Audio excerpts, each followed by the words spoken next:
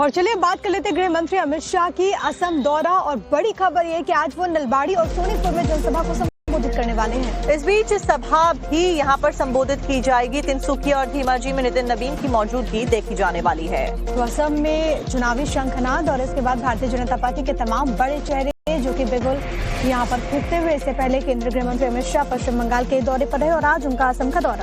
और बीजेपी अध्यक्ष नितिन नवीन फिलहाल चुनाव प्रचार करते हुए भी नजर आने वाले हैं। आपको एक रिपोर्ट दिखाते हैं। असम विधानसभा चुनाव में अब गिनती के दिन रह गए हैं। ऐसे में सत्ताधारी बीजेपी और विपक्षी कांग्रेस ने चुनाव प्रचार को और तेज कर दिया है। दोनों ही पार्टियों के बीच वार और पलटवार का दौर जारी है। इस बीच कांग्रेस जो इस बार गौरव गोगोई के चेहरे के भरोसे राज्य में सत्ता वापसी का सपना देख रही है, उसने असम के मुख्यमंत्री हिमंता बिस्वा शर्मा पर बड़ा हमला बोला है। सीएम हिमंता को झूठा और भ्रष्टाचारी करार दे दिया है। झूठ बोलने में हमारा सीएम नंबर 1 है। हमारा सीएम करप्शन में नंबर 1 है और वो ऐसे ही माहौल बनाएगा कि झूठ बोल के जो लोगों का बीच में जाने सोचता है। लेकिन असम का लोग वो भी सब पता चल गया है।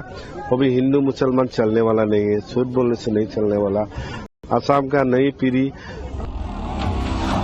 वहीं बीजेपी की चुनावी मिशन को धार देने के लिए खुद केंद्रीय गृह मंत्री अमित शाह मैदान में हैं। गृह मंत्री शाह आज फिर से असम में हुंकार भरने वाले हैं। सबसे पहले वो सोनीतपुर में रैली करेंगे और उसके बाद नलबाड़ी में चुनावी सभा को संबोधित करेंगे।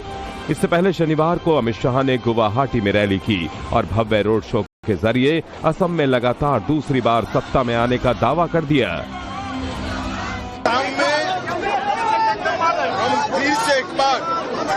तीसरी बार प्रचंड बहुमत के साथ सरकार बनाने जा रहे हैं।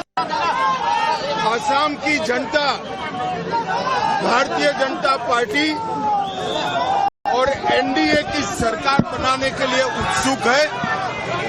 हम 90 से ज्यादा सीटों के साथ फिर से एक बार सरकार बनाएंगे। तो बीजेपी के राष्ट्रीय अध्यक्ष नितिन नवीन भी आज असम के चुनावी मैदान में नजर आएंगे। नितिन नवीन डिब्रूगढ़ में पीएम नरेंद्र मोदी के मन की बात सुनने के बाद तिनसुकिया और धीमाजी में चुनावी रैली करेंगे। बता दें कि असम में 9 अप्रैल को एक ही चरण में 126 सीटों पर चुनाव हैं, जिसके नतीजे 4 मई को आएंगे। और चलिए बात कर लेते गृह मंत्री अमित शाह की असम दौरा। और बड़ी खबर ये कि आज वो नलबाड़ी और सोनीतपुर में जनसभा को संबोधित करने वाले हैं। इस बीच सभा भी यहां पर संबोधित की जाएगी। तिनसुकिया और धीमाजी में नितिन नवीन की मौजूदगी देखी जाने वाली है। तो असम में चुनावी शंखनाद और इसके बाद भारतीय जनता पार्टी के तमाम बड़े चेहरे जो कि बिगुल यहाँ पर फूंकते हुए इससे पहले केंद्रीय गृह मंत्री अमित शाह पश्चिम बंगाल के दौरे पर रहे और आज उनका असम का दौरा।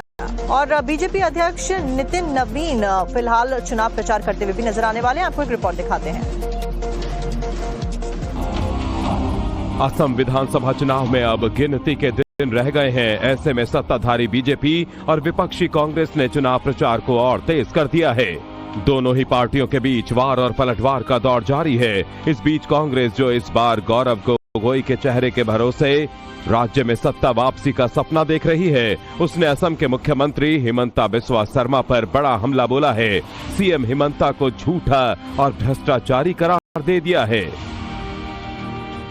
झूठ बोलने में हमारा सीएम नंबर 1 है। हमारा सीएम करप्शन में नंबर 1 है और वो ऐसे ही माहौल बनाएगा कि झूठ बोल के जो लोगों का बीच में जाने सोचता है। लेकिन असम का लोग वो भी सब पता चल गया है। वो भी हिंदू मुसलमान चलने वाला नहीं है, झूठ बोलने से नहीं चलने वाला। असम का नई पीढ़ी। वहीं बीजेपी की चुनावी मिशन को धार देने के लिए खुद केंद्रीय गृह मंत्री अमित शाह मैदान में हैं। गृह मंत्री शाह आज फिर से असम में हुंकार भरने वाले हैं। सबसे पहले वो सोनीतपुर में रैली करेंगे और उसके बाद नलबाड़ी में चुनावी सभा को संबोधित करेंगे। इससे पहले शनिवार को अमित शाह ने गुवाहाटी में रैली की और भव्य रोड शो के जरिए असम में लगातार दूसरी बार सत्ता में आने का दावा कर दिया। फिर से एक बार तीसरी बार प्रचंड बहुमत के साथ सरकार बनाने जा रहे हैं। आसाम की जनता भारतीय जनता पार्टी और एनडीए की सरकार बनाने के लिए उत्सुक है। हम 90 से ज्यादा सीटों के साथ फिर से एक बार सरकार बनाएंगे।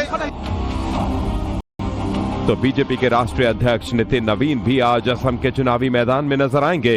नितिन नवीन डिब्रूगढ़ में पीएम नरेंद्र मोदी के मन की बात सुनने के बाद तिनसुकिया और धीमाजी में चुनावी रैली करेंगे।